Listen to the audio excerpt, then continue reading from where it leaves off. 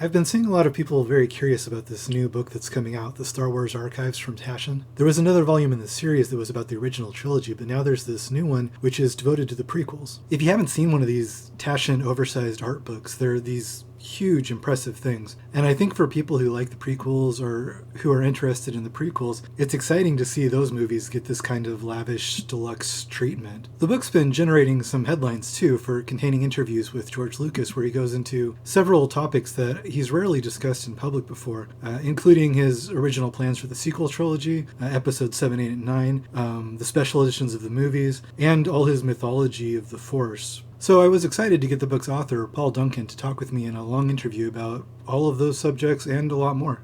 But what do you want to know, Rick? Oh, well, that's the thing. What do you want to know? I had a ton of questions about the book. Stuff that you hit on so many things in there that are interesting that people hardly ever talk to Lucas about. Sure. I think there's so many, he gets asked the same questions, over and over, but if somebody asks him about, the Wills or midichlorians or something, it's like you could see him light up even if you're reading it, and he'll just go on forever. And it's I think there was the thing is that we taught over a period of time. So we taught. I researched for a year at the ranch and at the Presidio, before I asked to talk to George, because when I started on the research, I mean I've been a fan from 77, so I'd seen the movies as they came out, loved science fiction, loved films, movies, but I also love books and comics and lots of other things as well. Yeah. And I'd left, if you'd like, Star Wars behind. Obviously, I'd seen the Eps 1, 2, and 3 when they came out, but I wasn't really involved in terms of fandom or whatever. So when I came to do these two books, I researched just for a year, and I had to learn everything again. I had to relearn and remember the things that I'd picked up, when I got the first making of Star Wars magazine and things like this. So that I had to relearn, and it was over the first year of the research, that I realized what was the thing that I really wanted. And what I really wanted was to know what George thought and what his process was. Because even though we've got lots of great interviews with everybody who worked on the movies, etc., my feeling was that this was a far more personal story for George. Mm-hmm. That was just like an idea. So and luckily over that year, because I'd been on the ranch and because it's a small place and everybody knows each other, it sort of, people said, not bad things about me, and I managed to get George thought, yeah, well, why not talk to him and see what he's like. And so when I was talking to George and we started, it's the sort of normal thing that happens with an interview. He's been interviewed thousands of times. As you say, he's answered the same questions over and over again. But I felt I was a different person now than I was in '77 when I'd first seen the movies. So because of all the books I'd read and films I'd watched, and comics I'd read, all, if you like, life experience, I saw the films in a different way.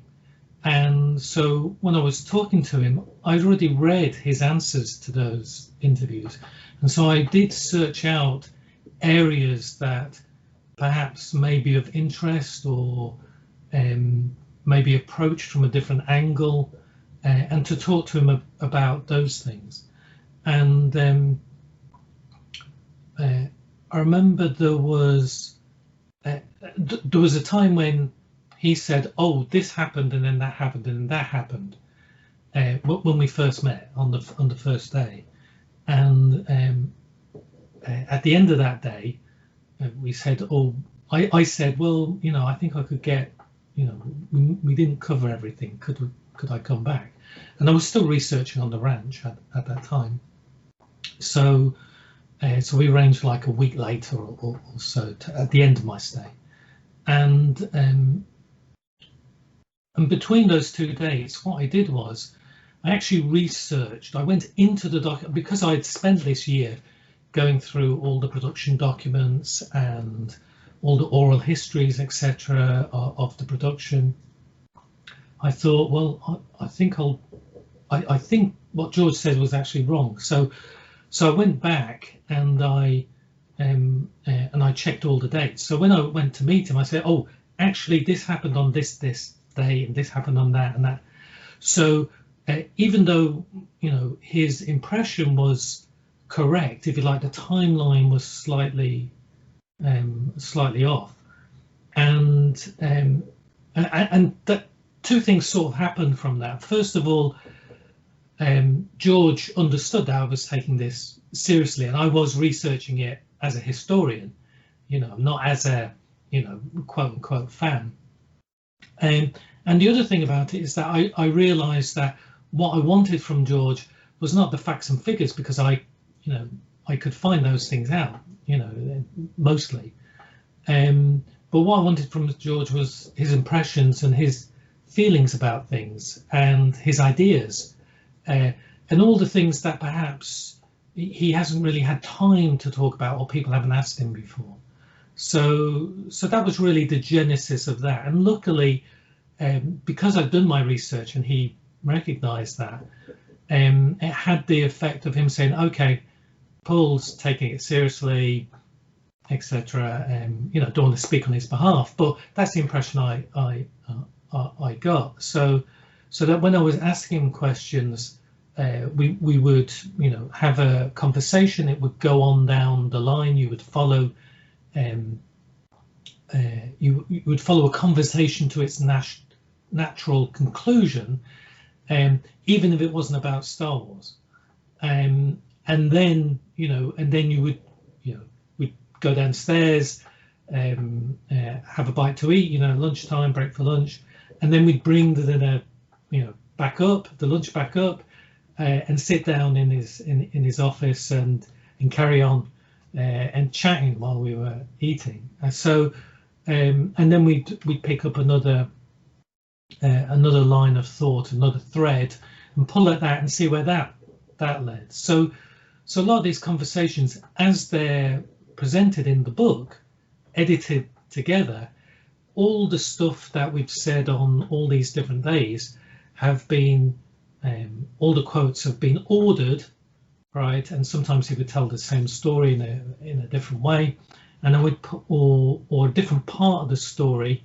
I said, okay, that part is there, that there, and that there, and then I could put them together in a way that could communicate in a clearer way, in a direct way. And you ended up talking to him for 3 days, I think you said, for the prequels book, and more for the original book? 3 days for the original and 2 days for this. Okay. But the original idea was to do one book covering all 6 movies. And there was a point at which I said, well, there's far more here than we can use for one book.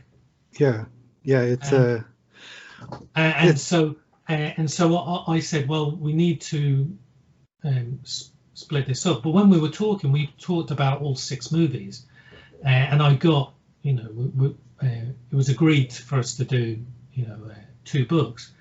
But I talked to George about all 6 movies over the 5 days, so it wasn't. Oh, okay. This is what I'm saying, that a conversation in one part can link in with another conversation on another day. So it's a matter of editing, reading, rereading, and discovering information as you go through. I mean, often you will, during the talk, you will talk about something and you think, well, that's not very interesting, it doesn't really relate to anything, and then And then at the end, when I'm actually editing together, I actually find, well, actually, I need a quote about this particular thing. And then I found, well, George did actually say something about that. I have already got it. So Yeah. um, So where did the project come from? Did Taschen want to do this book, or was it something Lucasfilm or Disney thought of? Or I know it's part of this series of archive type books that Taschen likes to do. Sure, but I think this has been a conversation, I think, between Lucasfilm and Taschen over a long period of time. Okay. So, and it's sort of been revisited every now and again.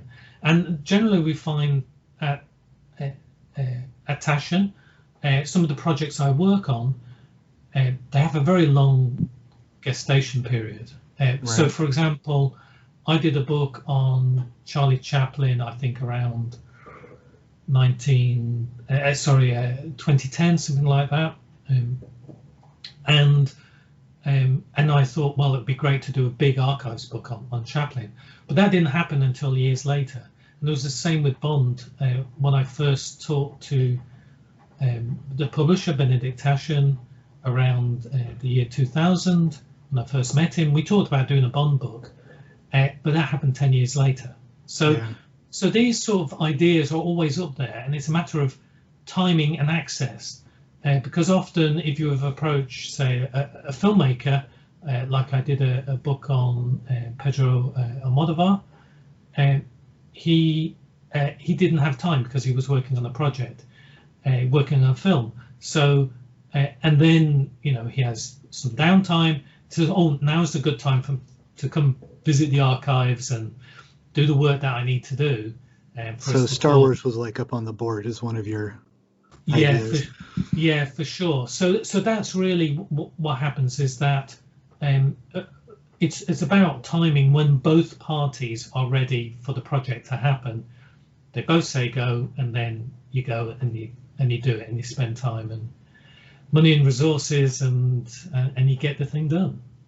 I think it seems like even a few years ago it seems like there would have been more resistance to having a giant $200 book about the prequels, because they're getting a bit of a reappraisal now, I think. And I think even just 5-10 years ago, people had this attitude that, it's just a universal fact that the prequels are bad, people don't like these. And they had that's, I think, part of why this book is getting a lot of attention, is because the prequels haven't really got sort of the respect of like a big comprehensive overview kind of look.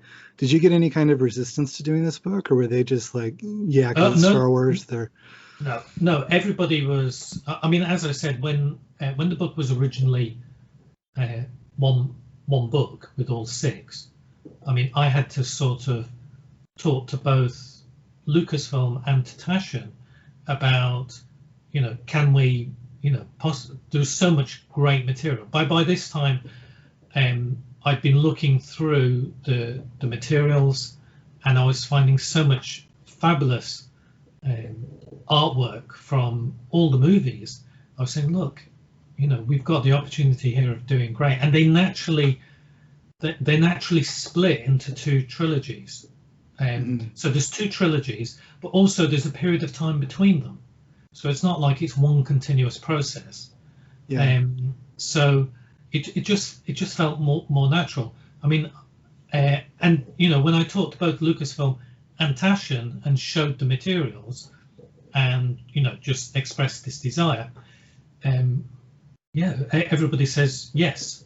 So it wasn't from the point of view of what the fans thought, or what the perception of the prequels were. It was more, well, this material is so great, why shouldn't it have a big book? I understand the idea of the bad press that the prequels got upon their release, but they made tons and tons of money, so somebody must have liked them. Right, somebody was watching them. That's when people talk about how everybody hates them. It's like, well, not the hundreds of millions of people that were camped out on the sidewalk 3 movies in a row, but sure. But also the other aspect of it, it's a bit like, I grew up with Doctor Who in the UK and with James Bond, and the people always have like their favourite James Bond or their favourite Doctor Who, And for me, it was, well, Star Wars is like that. There are each time a generation comes through, they have their own first experience of Right. Star Wars. Whether it's some people it will be, Star Wars in '77. Some it may be later with the Droids and Ewoks animations, on Saturday morning television. Some may be the prequels. Some may be the Clone Wars series. And now, you've got another generation whose first experience will be the episodes 7, 8, and 9, or the Mandalorian. So there are always new generations coming through, and who have their own love. And the more I've done this book on the prequels, the more I've found that there are generations. There are a lot of very, very big prequels fans, and I even had one comment which I thought was funny.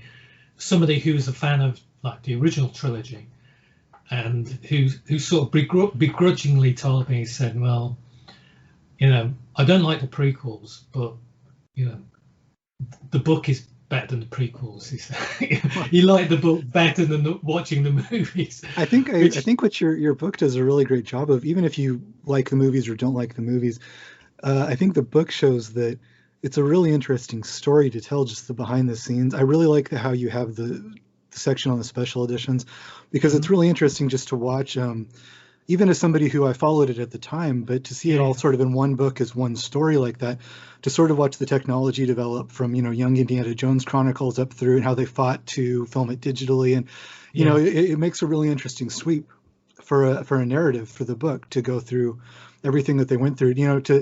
I don't think I ever really thought about how much the technology changed from Phantom Menace to Revenge of the Sith, and it's really interesting to see it all spread out like one book like that.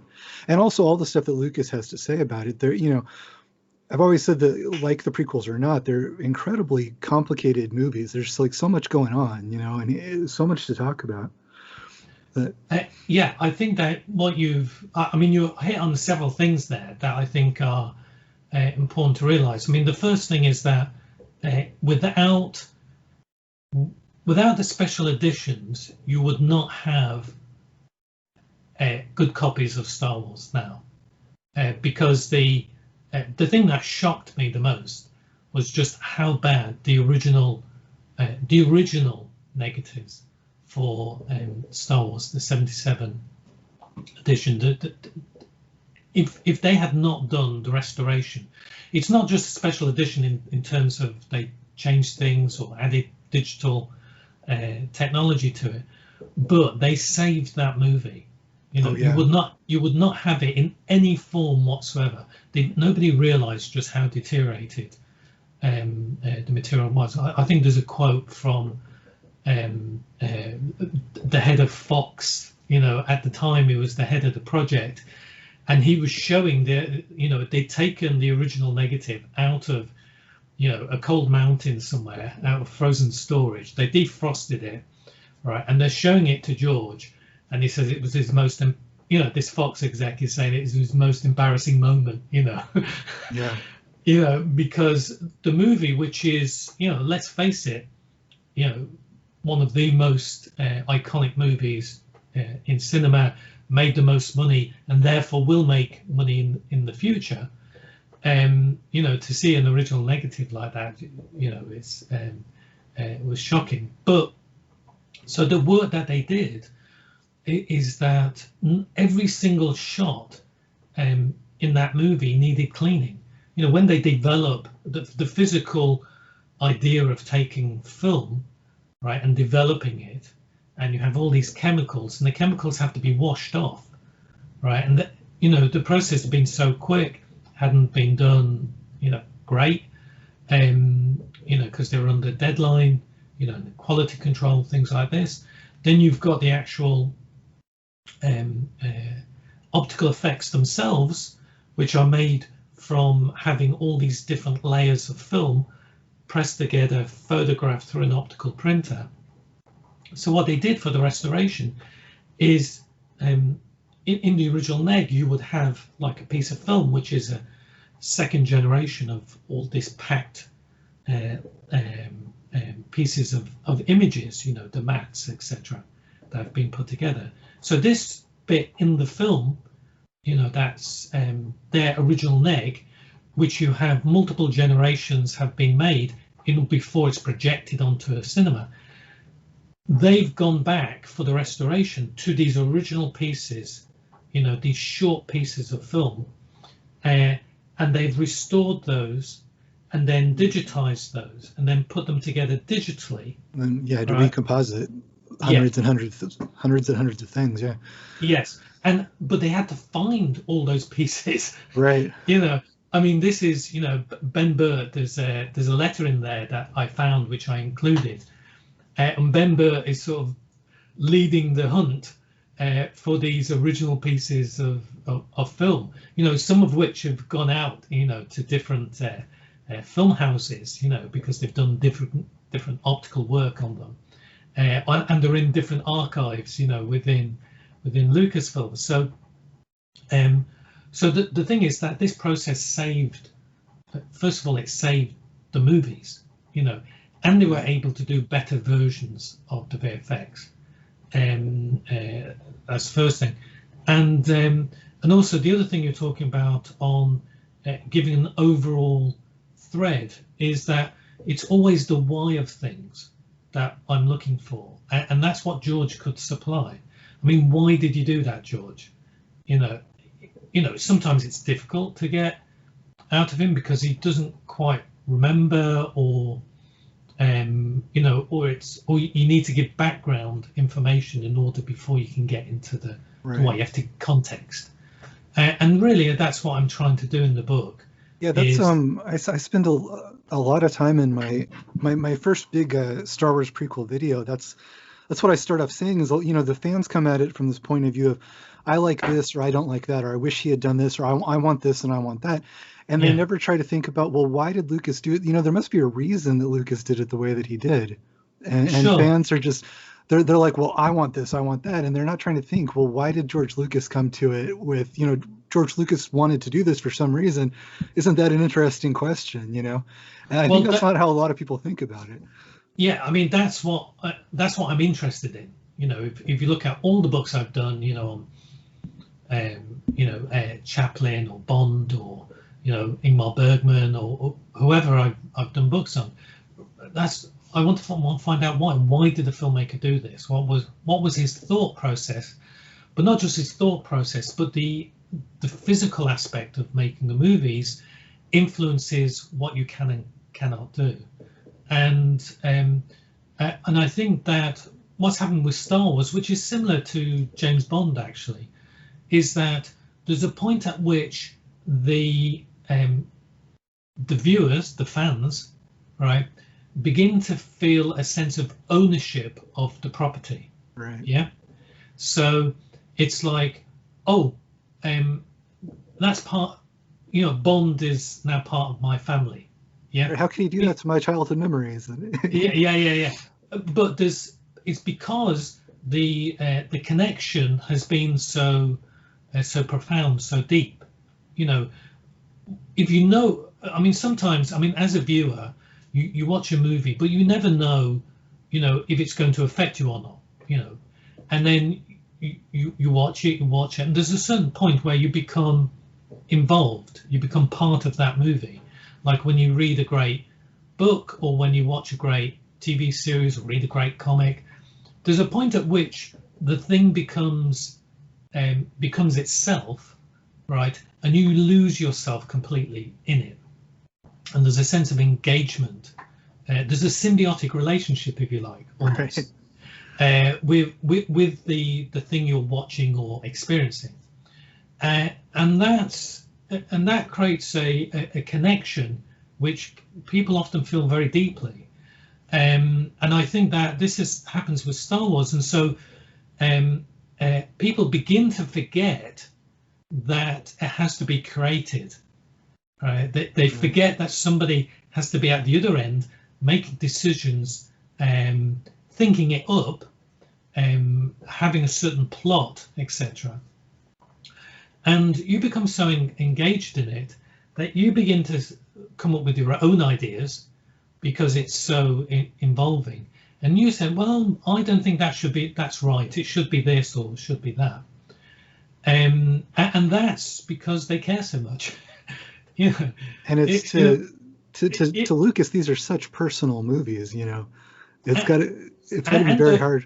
Go ahead. Yeah, I think that they are personal movies, but I think the important thing to remember is that he has a story to tell, right? He has a purpose behind it. And what happens is that people sometimes don't catch the clues that he's put in there. Yeah, absolutely. Right? They don't, if you like, you know, if you're reading a book, you're actually reading a book for often quite a long time, quite a long period of time, and over a period of time. Within a movie, you're watching it hour and a half, 2.5 hours. So if you like, when you're reading a book, you could be thinking about that book, say, for a week.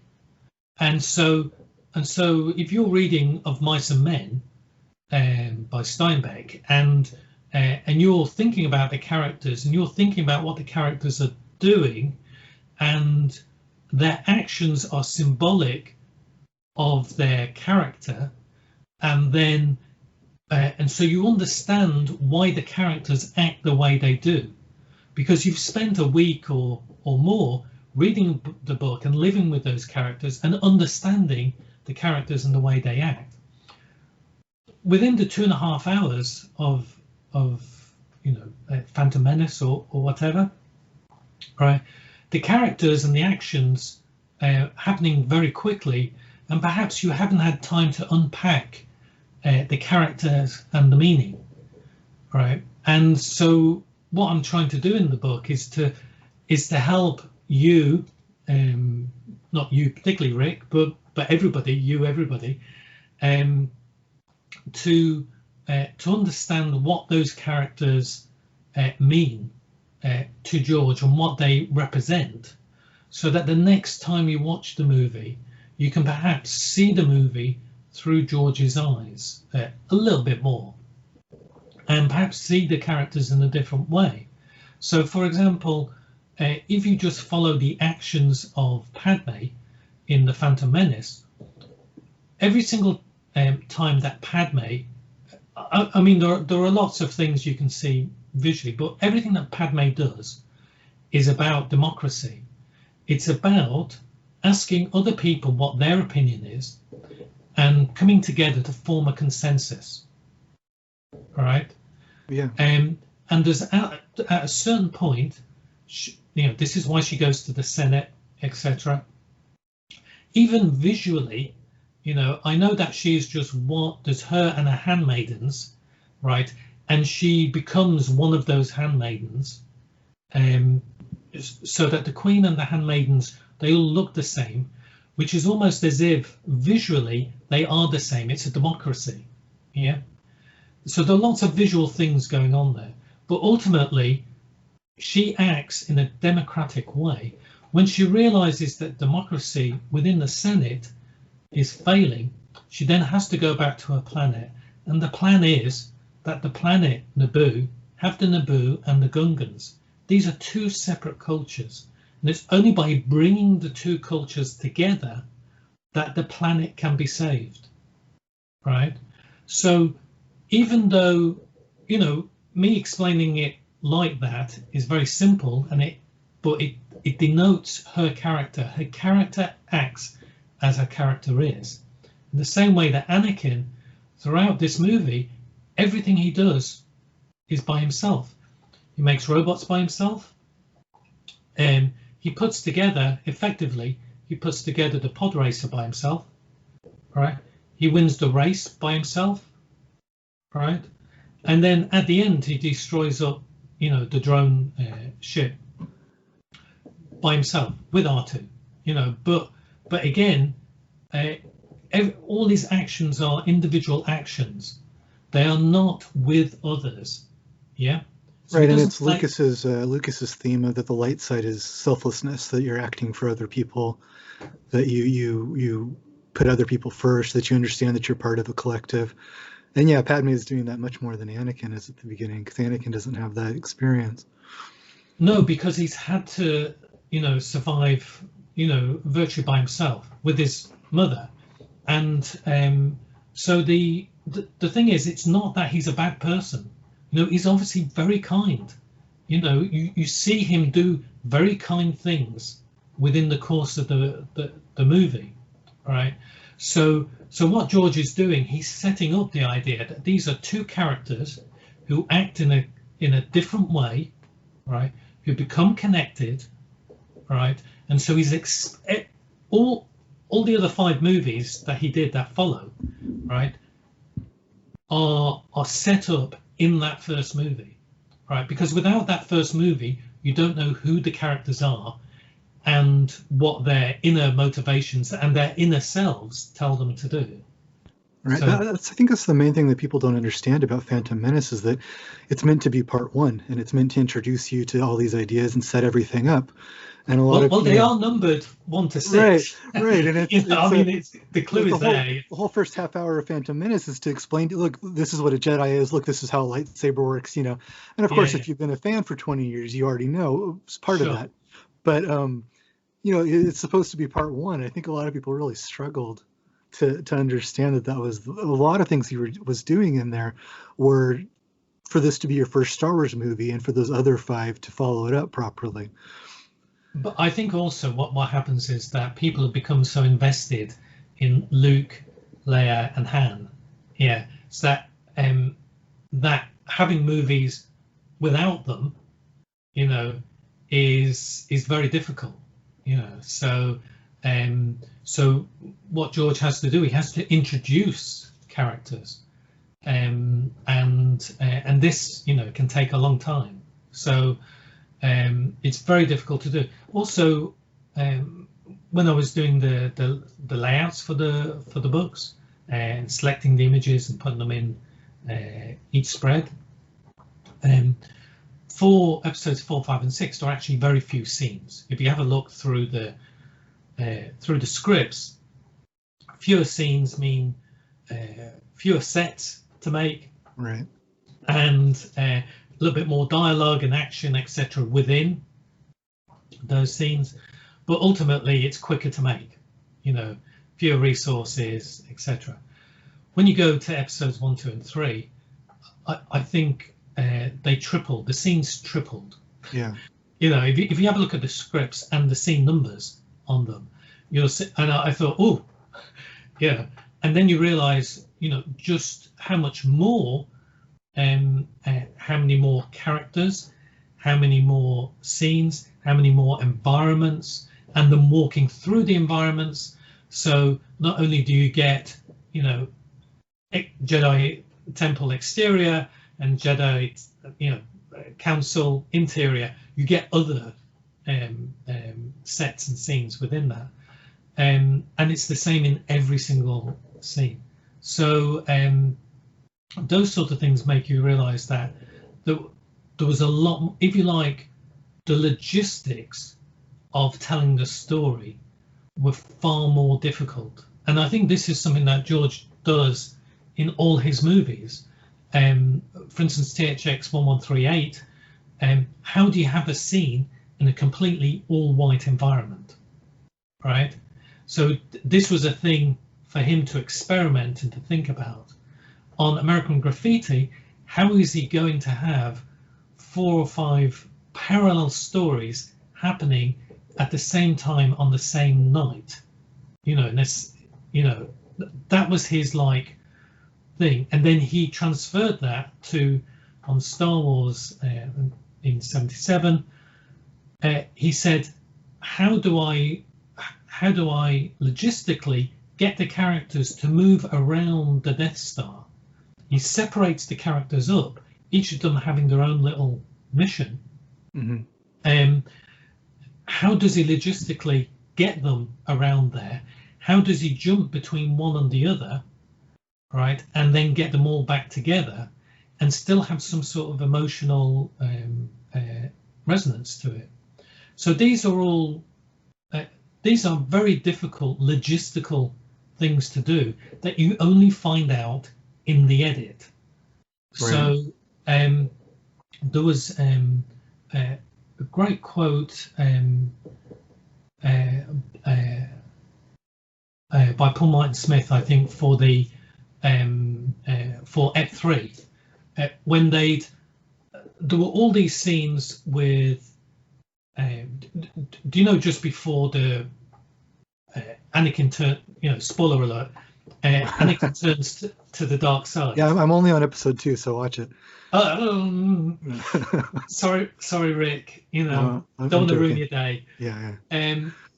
But there's a point at which Anakin has to make a decision to go to see Palpatine, basically to warn Palpatine. He's already told. He's already told Samuel Jackson that Palpatine is a bad one. I think he's a Sith. Yeah, he is a Sith. I think you got to go and tell him off and put him right. And then you've got this whole sequence of where things happening, and it's just brilliant because you've got Anakin looking from right to left, wondering what to do. You've got Padme looking from left to right, wondering what to do. And there's this moment of decision, of separation.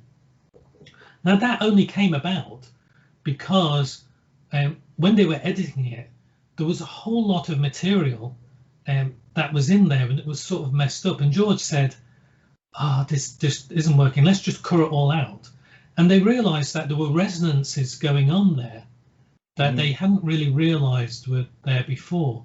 I don't think the Padme look was there, but the Anakin look was.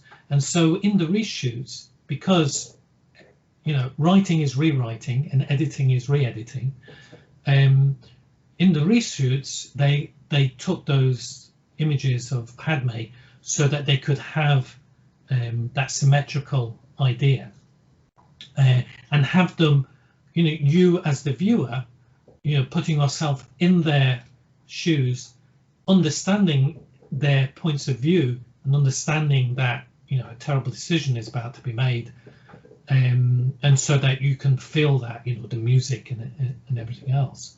So but that's only discovered in the editing. You can write stuff, you can plan stuff, you can shoot stuff, but as George tells us time and time again, you don't know whether it works until you edit it together, and it's only then that you start rewriting by re-editing and reshooting. So I think that getting back to our original idea, which is fans wanting this to happen or that thing to happen, as a writer, George knows that the characters and the editing and the actual process of doing it actually tells you more about it than because he's had to live with this for years. He's thought about this for years. He hasn't thought about it for 2.5 hours or for a week. He's lived with these ideas and these characters for years. So if anybody understands what they're going to do and how they're going to do it, I think George is the guy. Yeah, that's a thing I see all the time, people dismissing him, that things that they don't like the midichlorians or rule of two or whatever it is that they don't like, they're all, well, this doesn't make any sense. Lucas, obviously, he gave no thought to this. He didn't think it through. And I'm like, well, you might not like it, but if you ask him about it for 2 seconds, he obviously put like 40 years of thought into it, because he'll I've said before that I don't think in his 6 movies there's actually any plot holes, really, because I say that because I've never seen him in an interview stumped where people ask him about a plot hole that he doesn't immediately have like a giant answer. He's a good answer. He knows exactly. People ask him about things like Vader's motivation with the Emperor and Return of the Jedi in Rensler's book about Return of the Jedi, and he's immediately got this huge answer that makes total sense. And so I think after 30 years, I just really, you might not agree with him, but I really don't think there's any part of it that he hasn't given a huge amount of thought to. No, the thing is, he described in one of the because what happened is that there are production interviews, right, that are so you'll get people like Lynn Hale or whoever's doing the making of interviews, behind the scenes, etc. George is interviewed many times over the course of a production, and he's very open about what he's got problems with, what he hopes to do. Normally he's late writing stuff, but he's still thinking about it. But what you see that there's one great one where he talks about how in his mind when he's writing, he's got this, he's got the environment, he's got the characters, and he's walking through that environment and he's seeing what the characters do. And he's often going to places that we never visit in the movies, because he's gone down, he's found things there, right, come back, right, understands a lot more about that environment, about the movie, right, and in his mind it's there, so that when he writes it, he's writing it from a point of knowing the world. He's not writing it from the point of, oh, that would be a cool idea, oh, that follows, the highs and lows of, how you're supposed to, separate out a movie, how many acts it's supposed to have, etc. He's doing it because he's lived in that place, right. In his mind, because that's what writers do. People don't realize that just as Tolkien and Frank Herbert and C.S. Lewis, and everybody else, Philip Pullman and J.K. Rowling, all these people have lived in those environments for many, many years in order to get an overview of the whole world. Right. And George, he makes notes. He puts all these sort of notes and everything in his little books, and he keeps hold of them. He goes back to refer to them, etc., in order to replenish and refresh his mind. So I think that the only person who does know what really happens in that world is George. And if you don't like it, it's because you don't know what George knows. Right. Yeah?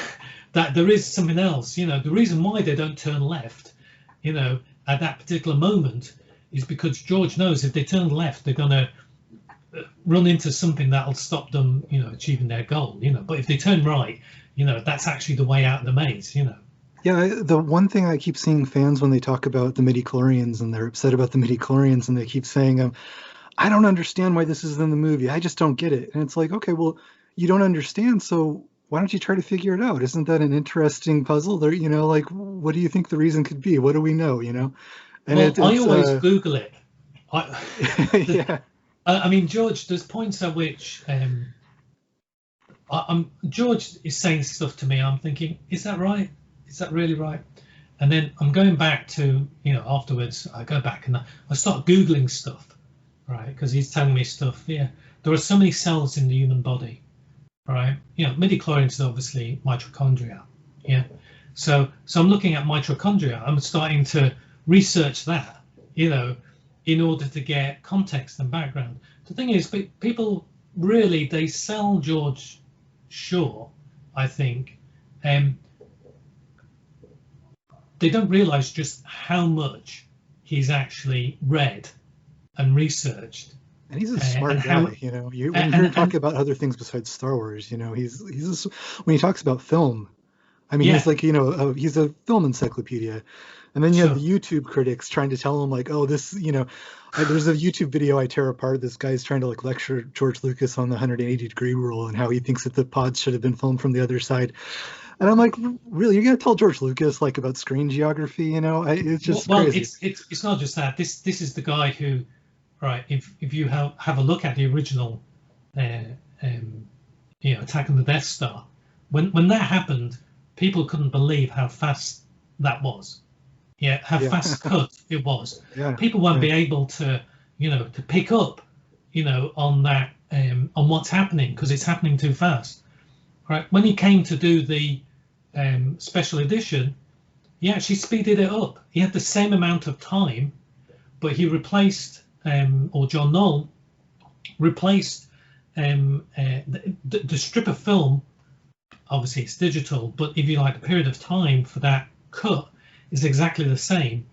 But the spacecraft actually moved quicker and over a longer distance within that frame, because between 77 and 97, in the 20 years, people have become so accustomed to it that George had to speed up the editing, in order to, to catch up with how people view things now.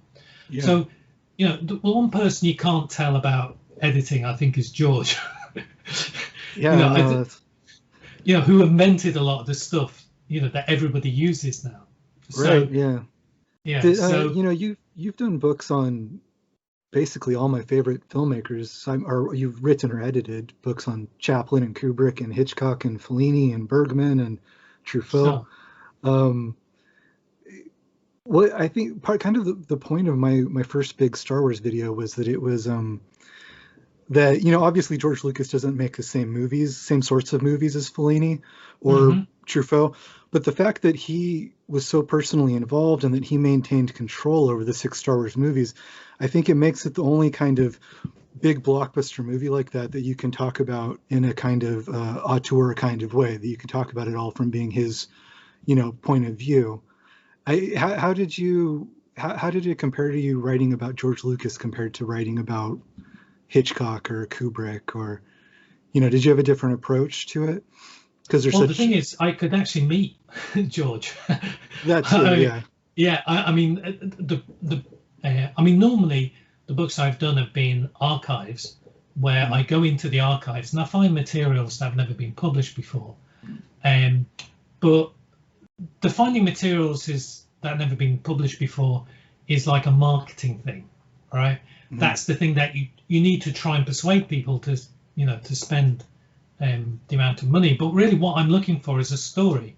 I'm looking for something about that person that's interesting. And in this case, finding the story with George, and George allowing me access not only to his archives but to himself as well, and his thoughts and ideas. I mean, that's unprecedented, I think, and I think that's allowed me to go a lot deeper on this, and for me to find out much more about George's philosophy. This whole idea of, there are lines in Phantom Menace, where he talks about symbiotic relationships. The very first time that the Jedi meet the Gungans, they talk about them being symbiotic.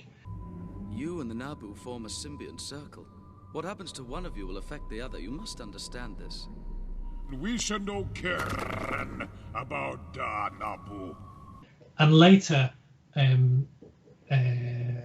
Qui-Gon uses that same symbiotic and symbionts when he's talking to Anakin when they're leaving Coruscant. They live inside me. Inside yourselves, yes. And we are symbionts with them.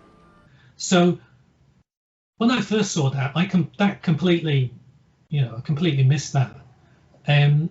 But seeing them again, I sat down with George, one of the very, very first things I said to George was, tell me more about symbiotic relationships, and how that ties in with Star Wars.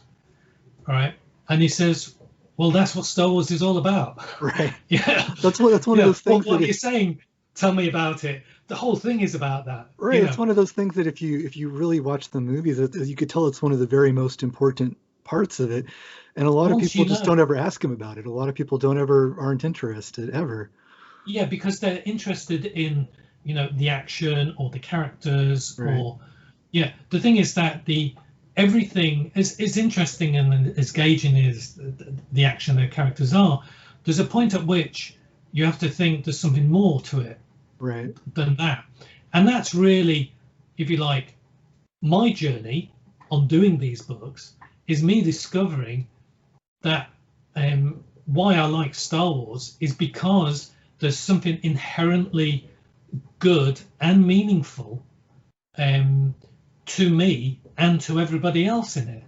Yeah. It's not just A, B, C, D, and stuff happens. And a lot of people, It's and I think that for me, he's not like Hitchcock and Fellini and all these others, because he's not talking to adults. He's talking to children and young people. yeah, absolutely. And he's more on the line of somebody like in America you have Mr. Rogers or you have Dr. Seuss, and these are people who are showing children how the world is, giving them moral lessons, giving them the rules for life, and really, and this is not in any way a lesser thing. This is teaching children and teaching them how to grow up and what's the right thing to do and the difficulties of the world is probably the most important thing you can do. Right. And Star Wars is also a thesis about that. It's about fathers and sons, mentors, and their Padawans, and how they interact and how they relate, and how the Padawan doesn't always do what you think they're going to do, and really they have to make their own mistakes and find their own way. So so I think that this is what's been great with George, is that George has helped me realize just how much better Star Wars was than when I first saw it. Yeah, a lot of people see that as a contradiction. That I always insist that it's for 12-year-olds. It's what it is. It's what he says it is. But that also doesn't mean that you can't find a lot of other stuff that's interesting to look at there. That there's not a lot of complexity, and people kind of see that as like a contradiction. That like, well, either it's complex and interesting or it's for kids. It's like, no, it's a. Some of the greatest stories in the world are told for children. I mean, that's why they're told and retold, myths and legends from the past. And this is the origin of it all. I mean, Miyazaki, working in Japan on Howl's Moving Castle and Princess Mononoke and all the others, is an important filmmaker. Myths and legends are important because they give you the rules for life, and George tapped into that very early on. I mean, he read Joseph Campbell's Heroes with a Thousand Faces when he was in college, and George is always looking to read those types of books to understand how the world works, how we tell ourselves stories, and how we can help ourselves psychologically in order to move forward. The most impressionable people on the planet are children, and George is very concerned about it. There was a bit where he talks about how he was so in the first Star Wars. I was so upset that I killed some people. Imperials, Imperial officers, the humans without stormtrooper masks, that he showed them getting shot.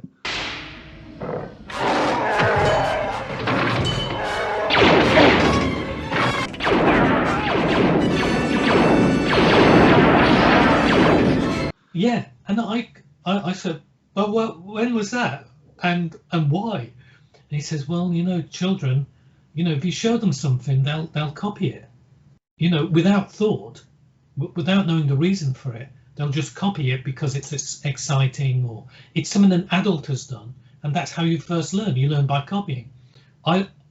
I can't really draw, but when I loved drawing and was doing a lot of drawing, I learnt by tracing and copying others. When I started editing books, the first thing that I did when I was a teenager, right, is that I used to get magazines like Starlog and Starburst and in the UK, and I used to. I didn't have access to a photocopier or anything, so I used to make my own little books, little magazines, which I used to write. I used to hand copy all this stuff and do the drawings, etc. When I was small. You learn by copying without understanding the why of it or the reason behind it. And this is what George was afraid of. This is why he was very, very careful about that, and why he was afraid of doing certain things or showing certain things. And there was also a lot of blood splatter in the first film as well, which he cut away from once he realised that it was inappropriate. So, yeah. It's those 3 Imperials that they shoot on the Death Star. I know in the special edition he cut those shots down by a few frames on each shot, just so you don't see as much of a human getting hit by a blaster.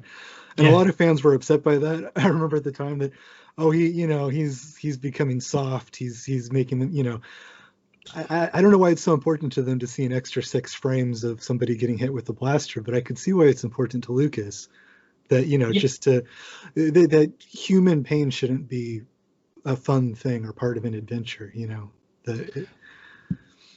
the thing is that that then led to the to me saying, well, plenty of stormtroopers get shot, and then he says, well, and they're human, and he said, well, how do you know they're human? Right, and that led us off to in another strand. So actually that led you on an interest. He started talking about what the stormtroopers would have been like in episode 7. It got you on a really interesting tangent. Well, that was the thing. That was this is what happens, is that you don't really know what George is going to say or where he's willing to go, and it was great that he was willing to tell me that. I was in complete shock at that point. I have to say, I thought, we're talking about 7, 8, and 9 now. Ooh. That's one of the big things people are fascinated with this book, is like, oh my gosh, they talk about that. I talked to J.W. Rensler on this on a video. You probably know him. He did those, and but he worked. Of course, he's done lots of great books. Yeah, fantastic. I love his books. Still making them. Yeah. Fantastic books, but he worked at Lucasfilm after the Disney purchase for I think about 2 years, and so I think he's actually read the sequel treatments, but he can't talk about anything after the day Disney bought it, because he said he starts getting legal warnings in his emails and everything. Sure. So, but I guess if you're George Lucas, you could just talk about it. So that people were really excited to get all that stuff about the sequels. Yeah, and I think one of the nice things about doing these books is that so many people from Lucasfilm like the books. That I've met. Well, they've told me they like it. I'm sure they do. I think a lot of people have really wanted something like this for. Your first book too, but for the prequels especially, people have really wanted something that's a really, nice, just that they get the respect of like the deluxe treatment. Well, I think it's only right and fair and fitting. This is fantastic work. And Doug Chiang, Ryan Church, and others, have said that this is they feel that George got the best work out of them. That it was a fantastic collaboration between everybody, because you've got to remember George, even though he's quite shy and reticent in certain ways, he's always thinking.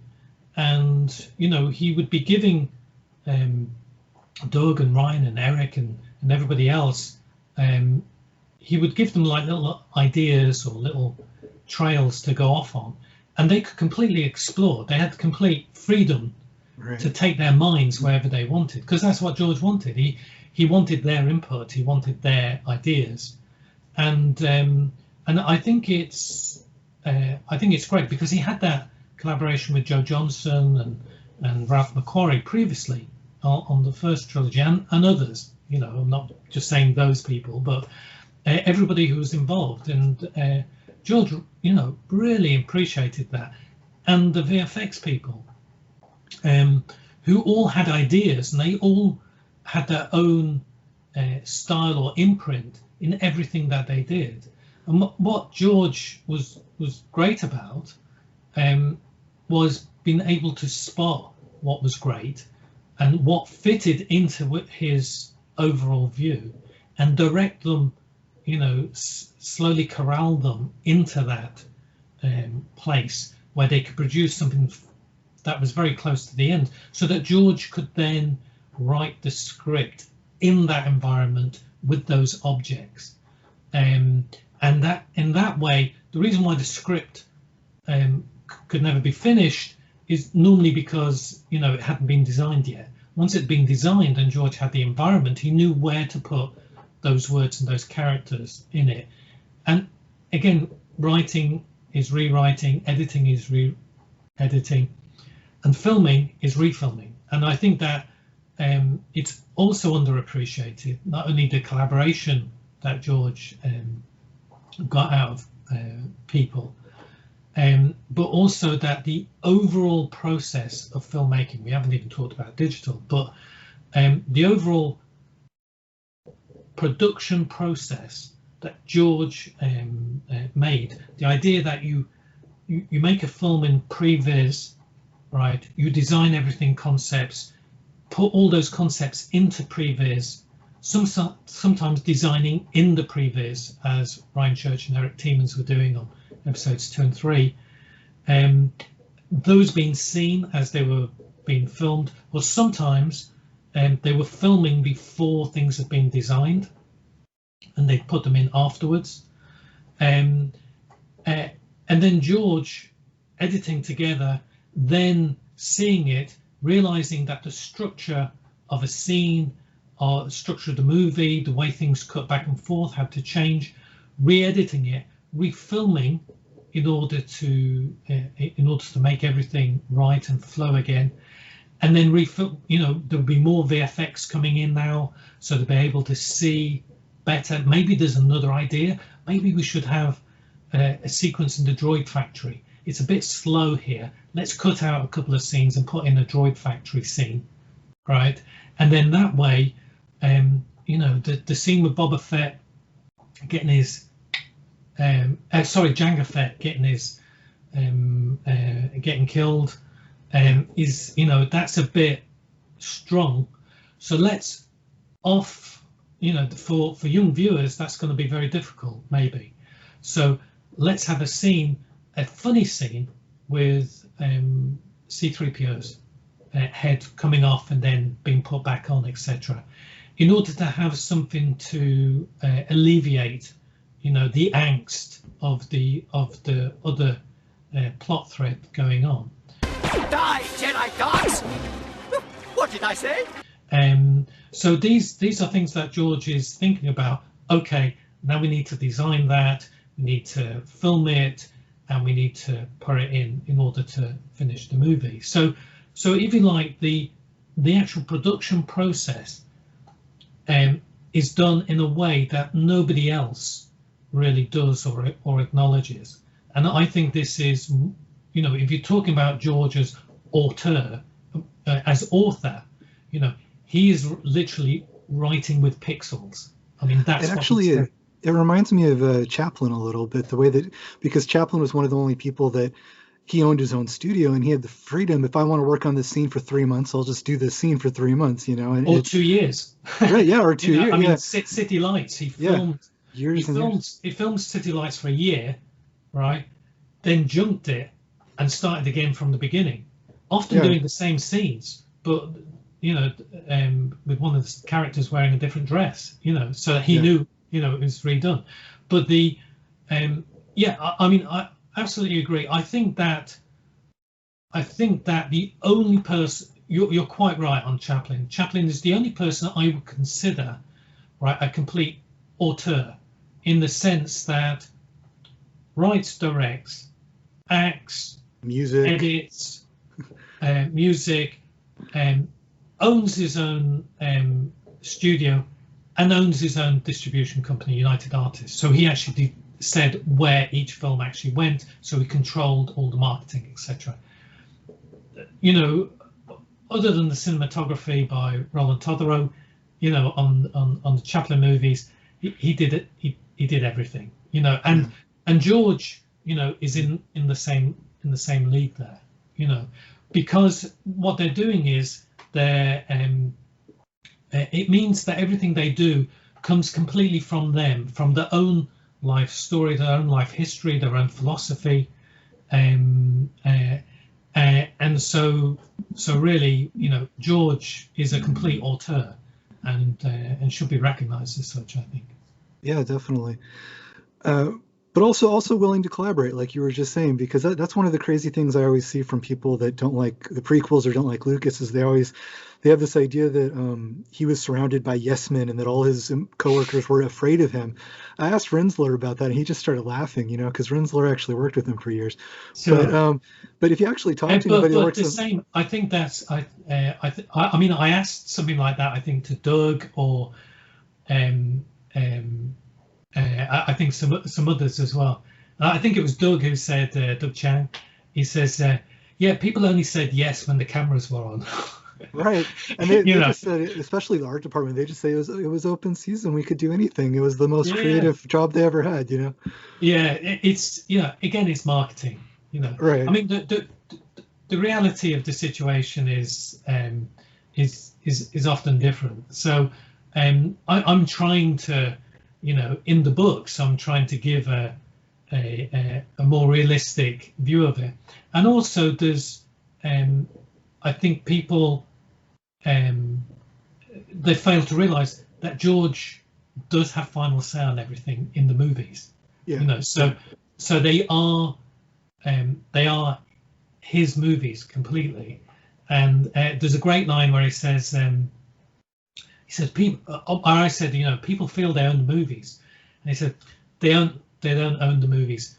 I own the movies. I only rent them to them $10 at a time, you know, which I thought was I love that. I took a picture of that quote when I was reading the book, so I'm going to use that in my special editions video with people arguing about the issue of artists, you know, are artists allowed to change their movies, or artists, you know, when does it belong to the public? No, you know, it doesn't. That's when. Well, I mean, the thing is, you know, with the director's cuts that are out nowadays and everybody having director's cuts, people are always saying, oh yes, well, I want it the way the director wants it. That's the real movie. Right. You know, that's the way it should be. Yeah, you know? Yeah. Except with Star Wars. And then with George, George, he's not a director. You know, Star Wars was created by magic. It came out of the ether. You know, It was created by the Force. You know, that's what I talk about that in the video that I'm writing. Is, you know, companies like Criterion and companies that really respect artists, they'll proudly have a label. This is a director-approved transfer, director-approved edit. Yeah, I've got a few of them here. Yeah, a couple. You got one or two, and Star Wars is the only thing where the fans are like, we want the not director-approved version. We want the director out of the room, you know. And I think it would be. I was astonished because talking to like Mike Blanchard and Rick McCallum, etc. They were saying, well, you know, if you have a look at the research that Sony and others did over the years about the resolution that you see on these giant cinema screens, because the film being shown is actually third generation or sometimes more, that's projected onto the screen, and because it's wiggling about, because there's dirt, and because it's wiggling this way and that, going out of focus, you know, as it's being projected, what you're actually getting is, like, most of the time, if you're lucky, right, it's 720p, you know, you know, in digital terms, 720 pixels. That's the reality. And if you go back to how dirty the originals were of Star Wars when it came out in '77, and that being projected, So what people are trying to recapture is a memory. Exactly. Yeah. Right? They're not trying to capture the reality of what they experienced, but the memory of what they experienced. And that's a myth and a legend in and of itself. So I think that's it's an interesting psychology, to all of this. But as I said, it's because people have become so deeply connected to the story that they want to remember it how they first saw it in their mind, Right. rather than how it's now presented. Because when the special editions, when he did the version on DVD of the original cuts, and people were upset that it didn't look as good as the special editions. So they're like, no, we want the original versions, but we also want you to fix the lightsabers, get rid of the matte lines. We want you to upset. It all has to be 4K, and scan the negative, rebuild the movie from scratch, but rebuild it to our editorial specifications. That's not going to happen, I don't think. And right. I think also you've got to remember just how much money it costs to do this. Yeah. I mean, it really is extremely expensive. There isn't a bottomless well. Everything has to be costed. Everything has to be within budget and reasonable. And this is why a lot of the digital technology was tested on young indie and in a small digital format, and then it was transferred. They used it on Radioland Murders, and then they could, use it in Phantom Menace, because they had to upscale it, in order to be used in the Star Wars trilogy. So that was all we had time for, but I hope you guys enjoyed the video. I just spent several days poring over the Star Wars Archive book, and it really is a fantastic book. If you're interested in what we talked about, you should really check it out. I mean, it's well worth it. I'm going to have a lot of new videos coming really soon on Star Wars and other topics, so check back, and thanks for watching.